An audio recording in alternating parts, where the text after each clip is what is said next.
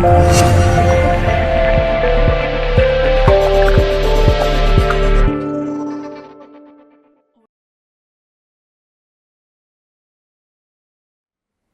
and welcome to Camera Review.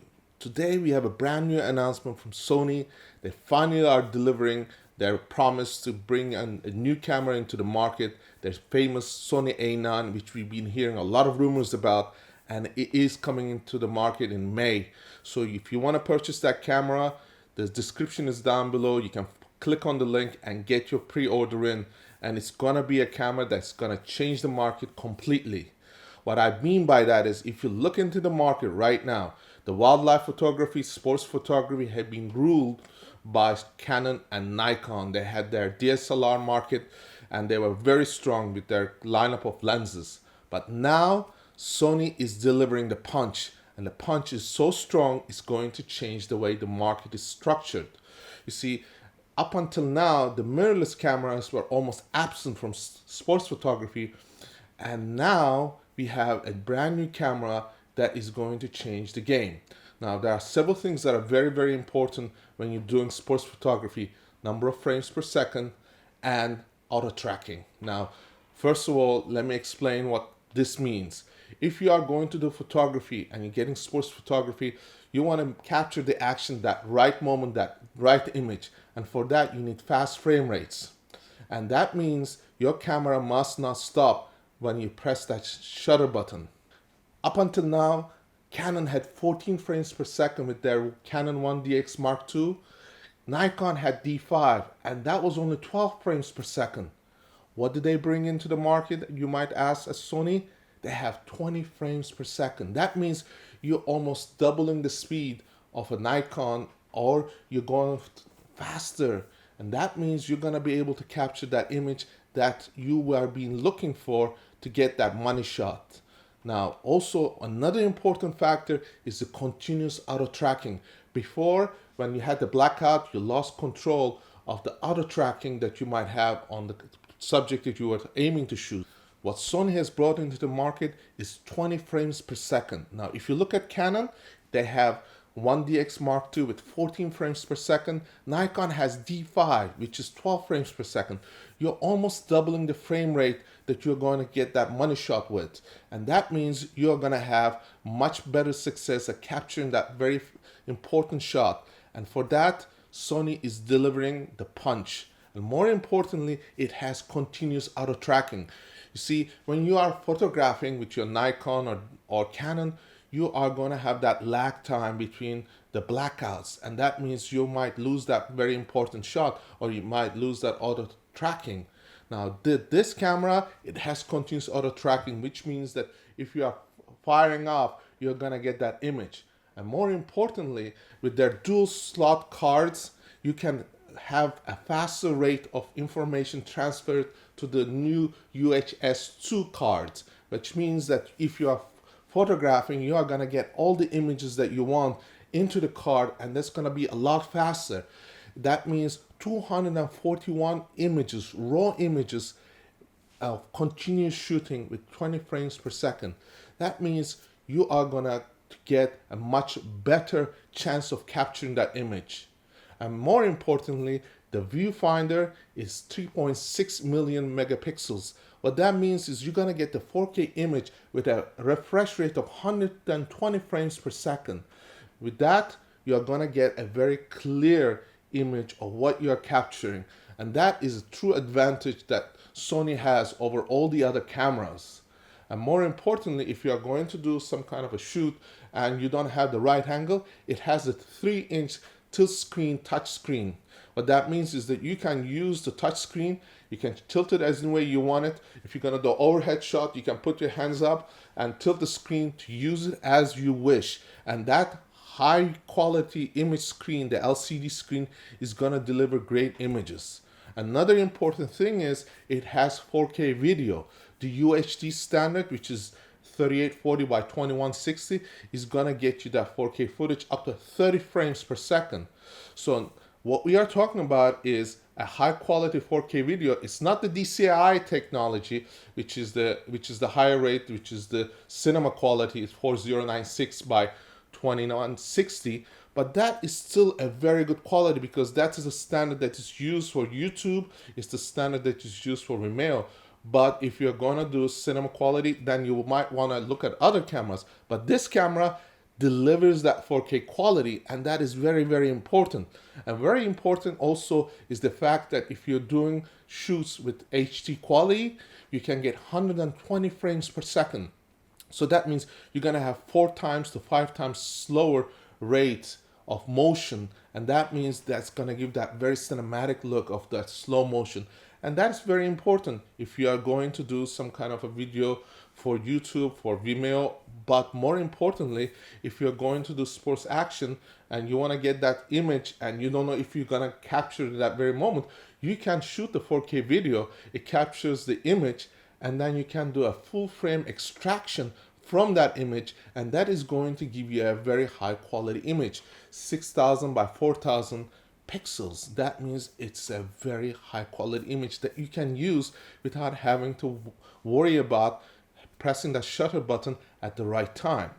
Also very important, the ISO range, it has gone up to 204,000, and that means it is going to give you that high ISO performance that is being the leader in the market. See, if you look at other cameras, they're going up in the ISO range, but delivering that quality is still very important, and Sony has been very successful at doing that.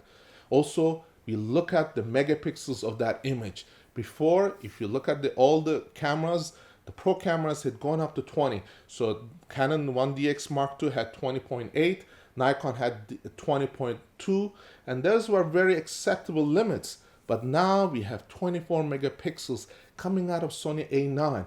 That means you're going to have a higher resolution of images, and that is going to make a difference if you're going to do cropping.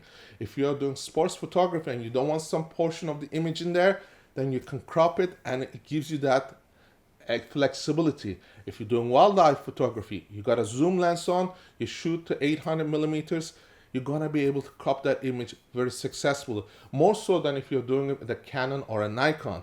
And more importantly, it has that autofocus tracking, 693 points. What that means is that you have a wide range of possibilities of selecting that autofocus area. When you look at Canon, it is 61 points. When you look at Nikon, it's 153 points. So it is just blowing the market into pieces because it has 10 times more autofocus points than a Canon 1DX Mark II, and that is supposed to be top of the line Canon camera. And you look at Nikon, it has 153. You got 5 times more image selection points when you're doing the autofocus, and that is going to deliver a very important quality difference in your selection of images. Also, there is a new battery that has come out, and the battery is going to perform 2.2 times better than the previous batteries. So that Sony has been getting a lot of flack about having their batteries run out really fast because they're delivering high quality images. And if you look at their A7 lines or A7S lines, you see that the battery drains out because they have a small battery, because they want to keep the camera small. But now they have a small battery that is going to be able to deliver higher performance, and that is going to put Sony into a new league of player. And that also coupled with the ability to attach an external battery grip that is going to double your battery power. So that means Sony is in for the big run and making sure that they're going to capture that market that has been dominated by Canon and Nikon in terms of sports photography and action photography. They are going to change the game. Now, also very important, they have a new technology in terms of the image sensor capturing, and that allows the camera to be able to transfer 20 times faster bitrate. Data transfer had been a problem, and the problem had been always that there was only one card. Now, the fact there are 2 cards and you can record the higher quality images onto their new card slot, it's gonna be important. It's gonna change the game, and the UHS-2 cards are the new players in the market. And for that very reason, you look at the GH5, they're still using that beautiful technology, the UHS-2 card, because that is what is required from the video technology. You're getting that technology with the Sony A9. Also very important is the quality of the parts in that camera. Before, as you know, the Canons and Nikons have the DSLR look, and the DSLR has, of course, mirror boxes, mirrors, all the things that are moving inside the camera, and that is eventually going to break. And for that very reason, mirrorless cameras have an advantage of having less moving parts. So it allows the camera to outlast all other cameras, and it's going to have a major advantage. More importantly, you look at a Canon or a Nikon body, pro bodies, they are large and they're heavy. Now, one of them is probably a 1.1 kilogram, so you're talking about almost two pounds.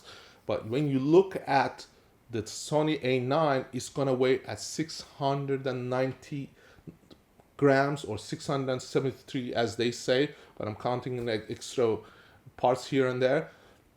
So 673 grams is going to be a lot lighter camera, and that is going to not weigh you down if you're going to use lenses that are big or heavy. So every gram counts, but that is talking about 400 grams difference between having a professional camera like from Canon or from Nikon versus what we can get from the A9. And it's for that very reason I think the game has changed for the market, and that is going to make a major difference for the new buyers of cameras, especially the professionals. They might just see the value in going from capturing a higher quality image, a faster rate, and a better autofocus tracking, and that is making the market very, very competitive. And Sony has the lead, and I'm wondering what Canon and Nikon are going to do in the next couple of years in order to stay competitive, because the market is being shrinking. The professional cameras, of course, they still hold their position in terms of market share, but now with this mirrorless cameras coming into the market and destroying everything from video capabilities to capturing images, we are going to see a major distribution of market share between Sony and Nikon. And considering the fact that now Sony has surpassed Nikon in terms of manufacturing, in terms of the market share, I think that they might climb up to be the number one in the next 5 years. So I leave you with that. If you have comments, questions, please post them in the section below. Please visit the link if you are considering to purchase this camera and put your order in.